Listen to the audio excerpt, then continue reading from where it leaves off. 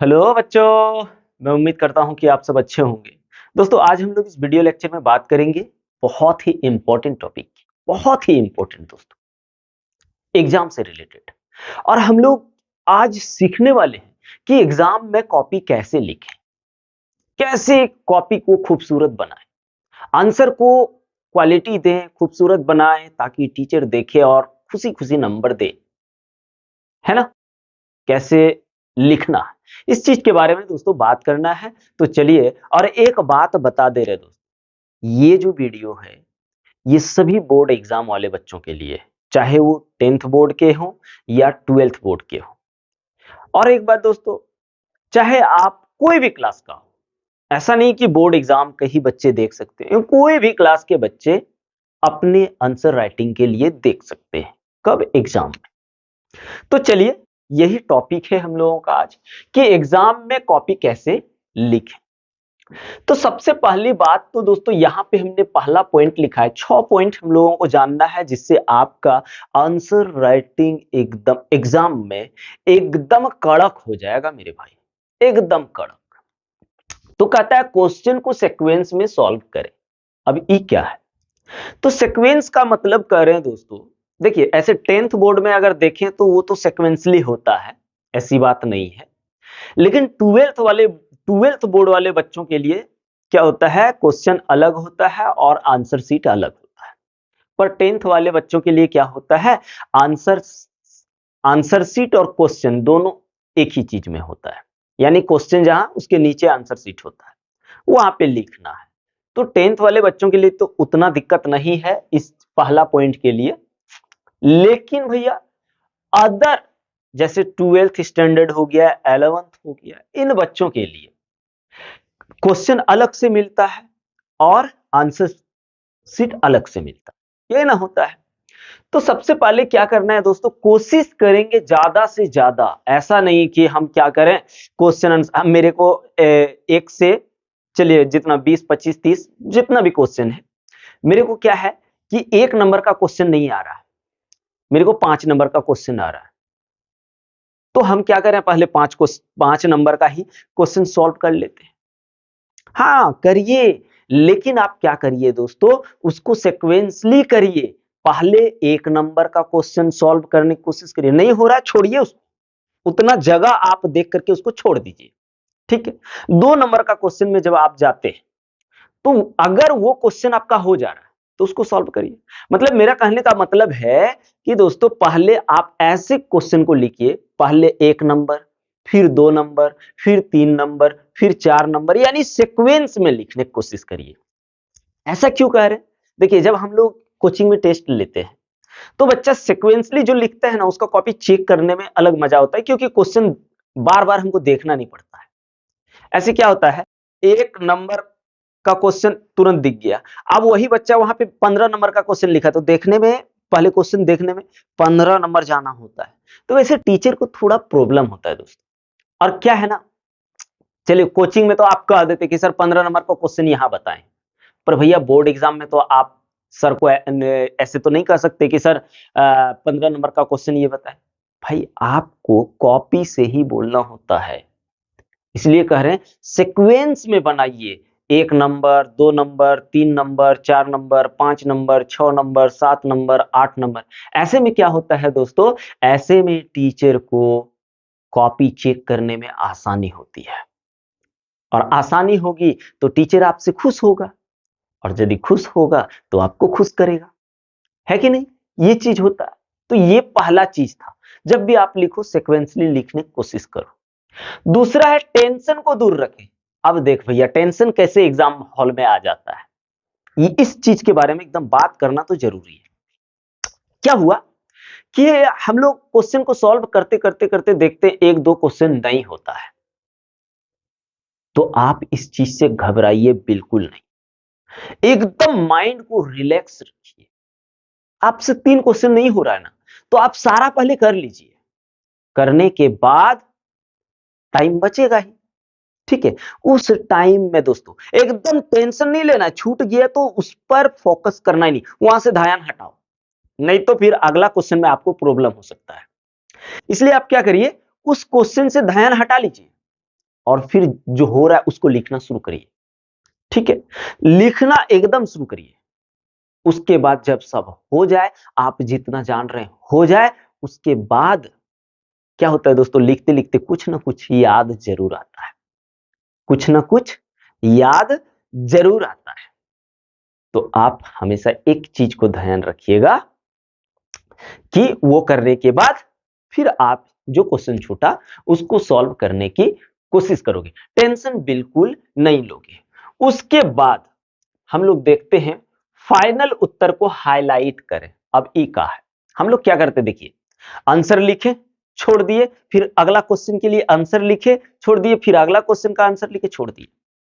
भैया अधिकतर देखिए ऐसा क्या है, फिजिक्स केमिस्ट्री मैथ में अधिकतर हम लोग देखते हैं न्यूमेरिकल टाइप आता है, डेरिवेशन आता है, न्यूमेरिकल जैसा क्वेश्चन आता है। तो उसमें जब फाइनल आंसर आएगा, जैसे हम देखिए, जैसे आपको कूलम का नियम बोला, तो F इज इक्वल टू हम लोग क्या प्रूव करते, के Q1 Q2 upon are square. तब जाके आप इसको क्या करिए, हाईलाइट कर दीजिए ऐसे। अभी हम बता रहे हैं इसका क्या होता है असर, उसके बाद हम लोग तो आंसर लिखते ही है ना, आंसर लिखते ही है। लेकिन अगर आप हाईलाइट इसको कर दोगे दोस्तों, तो क्या होगा, सर को कॉपी चेक करने में उतना प्रॉब्लम नहीं होगा, क्योंकि सर देखेंगे और कहेंगे हाँ बच्चे का आंसर, फाइनल आंसर यहां है। और नहीं तो ऐसे पता नहीं चलता है कि आंसर यहां है, फिर नीचे से लिखते हैं, अरे यार समझ में नहीं आ रहा। तो ऐसे हाईलाइट कर दोगे तो सर को क्या होगा, दिक्कत नहीं होगा। और आप एग्जाम दे रहे, इसका मतलब क्या, आप सर को बता रहे कि सर हम इतना कुछ पढ़े और इतना सीखे हुए, इतना जान रहे। समझिए बात को दोस्तों। तो आप उसको क्या करने की कोशिश करिए, हाईलाइट करने की कोशिश करिए। अब जैसे हिस्ट्री के बच्चे हैं, तो हिस्ट्री वाले बच्चे हाईलाइट क्या करेंगे, हाईलाइट करने का नहीं, लेकिन उन बच्चों के लिए भी हम बता दे रहे हैं। जैसे कुछ भाई आपको ऐसा वर्ड लग रहा है जो बहुत इंपॉर्टेंट वर्ड लग रहा है, तो वहां पे आप अंडरलाइन कर सकते हैं। क्या कर सकते हैं, अंडरलाइन कर सकते हैं, जिससे सर को पता चलेगा हाँ ये इंपॉर्टेंट वर्ड इन्होंने लिखा है, इंपॉर्टेंट सेंटेंस है ये। तो उस तरह आप कर सकते हैं। और अधिकतर ज्योग्राफी और मतलब आर्ट्स के बच्चों को हाईलाइट ऐसे नहीं, क्या करेगा, उसमें न्यूमेरिकल वगैरह होता नहीं, लेकिन वो अंडरलाइन जरूर कर सकता है। उसके बाद आइए दोस्तों फिर देखते हैं, जब आप अंतर यानी डिफरेंस, दो क्वेश्चन दिया है, बोला इसमें दो दो अंतर लिखिए, तीन तीन अंतर लिखिए, चार चार अंतर लिखिए, पांच पांच अंतर यानी डिफरेंस लिखने बोले, तो हमेशा याद रखना दोस्तों, जब आपको डिफरेंस लिखने बोले तो उसको हमेशा कॉलम में लिखें। हमेशा किसमें, कॉलम में लिखें। एक तरफ का वर्ड इधर लिखें, एक तरफ का वर्ड इधर लिखें। अगर आपको 3 पॉइंट बोला तो पहला, दूसरा, तीसरा, ऐसे 3-3 पॉइंट करके हम लोग क्या करेंगे, आंसर में लिख देंगे। अगर आपको 3 नहीं पूछा, 2-2 पूछा, तो भी आपको कॉलम बनाना है। एकदम इस चीज को ध्यान रखिए मेरे भाई। इससे क्या होगा, कम से कम तो नंबर जरूर बढ़ेगा। क्योंकि देखो यार, कोई भी टीचर शैतान नहीं होता। हर टीचर का ख्वाहिश होता है, हर टीचर चाहता है कि बच्चे को कुछ नंबर दे दे। लेकिन अगर आप लिखे ही नहीं है बढ़िया से, तो सर कहां से नंबर देंगे, आप ही बताइए। इसलिए दोस्तों क्या करना है, जब भी डिफरेंस पूछे तो आप, चाहे वो एक ही डिफरेंस क्यों ना पूछे, 2 डिफरेंस पूछे, 5 डिफरेंस पूछे, आप उसको टेबुलर फॉर्म में जरूर लिखें, उसमें कॉलम बना करके जरूर लिखें। इससे क्या होगा, सर को पढ़ने में आसानी होगी, आपके क्वेश्चन का आंसर जो है उसको चेक करने में आसानी होगी, और वैसे सर आपको अच्छा नंबर देंगे। ये बात समझिए। उसके बाद मेरे भाई, उसके बाद देखिए, जब लंबे उत्तर हो तो उसको पॉइंट्स में लिखें। अब देखो, हम लोग जैसे फिजिक्स केमिस्ट्री मैथ में देखते हैं, तो इसमें अधिकतर न्यूमेरिकल्स और रिएक्शंस वगैरह होता है। तो हम लोग इसमें यार पॉइंट कहाँ लिखे, या तो किसी का डिफिनेशन ही पूछता है, ऐसा ही पूछता है ना, या नहीं तो फिर न्यूमेरिकल्स, डेरिवेशंस एंड रिएक्शंस, यही सब पूछता है भैया। लेकिन अगर हम लोग देखें आर्ट्स वाले में, है ना, आर्ट्स वाले बच्चों में देखें, जिसका हिस्ट्री हो, इकोनॉमिक्स हो, सोशियोलॉजी हो, ज्योग्राफी, जो भी है, तो उसका लॉन्ग आंसर एक चीज याद रखिए दोस्तों, एकदम जैसे लेटर लिखते हैं वैसे लिख दोगे तो पढ़ने में मजा नहीं आएगा, देखने में भी खूबसूरत नहीं दिखेगा। तो जब आप लॉन्ग आंसर लिखें तो उसको हमेशा पहले उसका इंट्रोडक्शन करें। इंट्रोडक्शन करने के बाद दोस्तों उसको आप पॉइंट वाइज में लिखें, 1 number, 2 number, 3 number, 4 number, 5 number, उसके बाद निष्कर्ष, है ना। अगर आप इस तरह से लिखते हैं आंसर तो पक्का है मेरे भाई, आपका नंबर बढ़ेगा, ये विश्वास करिए। हम अपने आप पे विश्वास रखें, नंबर बढ़ेगा, 100% बढ़ेगा। समझिए बात को। तो इस तरह से लिखना है भाई। उसके बाद आइए देखते हैं, थोड़ा बचे पेज में उत्तर ना लिखें, ये क्या हुआ। जैसे आप देखिए, ये मेरा पेज है, ठीक है, ये पेज है, हमने 1 नंबर का आंसर लिख लिया, 2 नंबर का आंसर लिख लिया, यहां तक हो गया। अब 3 नंबर का यहां पे आंसर लिखेंगे, आधा आंसर यहां होगा, फिर आधा आंसर दूसरा पेज में चला जाएगा। तो वैसे में क्या होगा, सर को पढ़ने में ठीक नहीं लगेगा। क्यों? क्योंकि यहां आधा, फिर पेज पलटेगा आधा। तो आप क्या करिए, यहां मत लिखिए, आप यहां PTO कर दीजिए, फिर 3 नंबर का आंसर अगले पेज में लिखिए। जब आंसर लिखो एक ही जगह आंसर होना चाहिए, ऐसा नहीं कि आधा आंसर इस पेज में, आधा आंसर इस पेज में, तो ऐसे ठीक नहीं होता है। इस बात को भी ध्यान रखिएगा, ठीक है। आधा आंसर यहां लिख दिया, आधा दूसरा पेज में लिखेंगे, तीसरा पेज में लिखेंगे, ऐसा नहीं। जब आप लिखो एक ही पेज में एक क्वेश्चन का आंसर लिखो, दूसरे का भी लिखोगे तो अगर उसमें कंप्लीट हो रहा है तो दूसरा का लिखिए, और यदि कंप्लीटली उसमें आंसर नहीं लिखा रहा है तो PTO करके आप आगे पेज चले जाइए। उसके बाद और एक पॉइंट देख लीजिए दोस्तों, बहुत इंपॉर्टेंट पॉइंट है, बहुत इंपॉर्टेंट पॉइंट है दोस्तों। कॉपी को खाली ना छोड़े, कॉपी बोलते हैं, क्वेश्चंस को, क्वेश्चन का आंसर या क्वेश्चन को ना छोड़ें। मेरा कहने का मतलब है कि ऐसा नहीं कि मेरे को एक क्वेश्चन नहीं हो रहा, चलो यार उसको छोड़ देते हैं, ऐसे ही नहीं, जो आपसे हो रहा है आप उसको लिखिए। ऐसे क्या होगा कि सर आपको कुछ तो नंबर जरूर दे ही देंगे।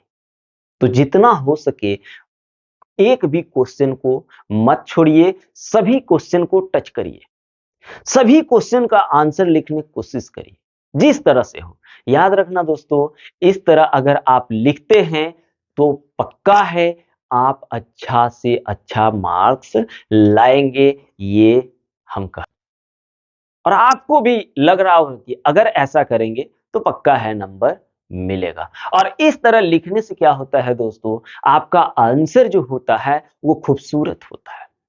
तो चलिए भाई, एग्जाम एकदम करीब आ रहा है, और एक बात यहां बता दे रहे हैं कि जब भी आप आंसर को लिखें, अच्छा से हैंडराइटिंग से लिखें। अगर हैंडराइटिंग अच्छा नहीं है तो दोस्तों एगो बात बता रहे हैं, तुरंत तो हैंडराइटिंग ठीक होगा नहीं, तुरंत हैंडराइटिंग ठीक होगा नहीं, है कि नहीं।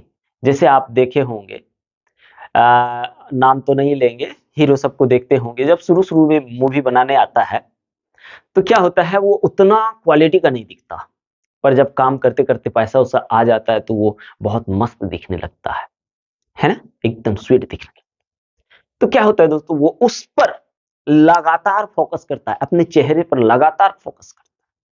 वैसे ही आप अपने हैंडराइटिंग पे लगातार फोकस करते रहिए, धीरे धीरे सुधर जाएगा। आप बोलोगे तुरंत सुधर जाएगा तो ये संभव नहीं है। इसलिए कह रहे दोस्तों कि जितना हो सके अच्छा से अच्छा हैंडराइटिंग से आंसर लिखने की कोशिश करेंगे एग्जाम में, और इन सब चीजों को तो फॉलो करना ना भूलें, बिल्कुल ना भूलें। तो चलिए दोस्तों, अभी हम लोग करते हैं जय हिंद। चलिए इस चीज को नोट कर लीजिए और जरूर इस तरह से आंसर लिखने की कोशिश करिए। चलिए।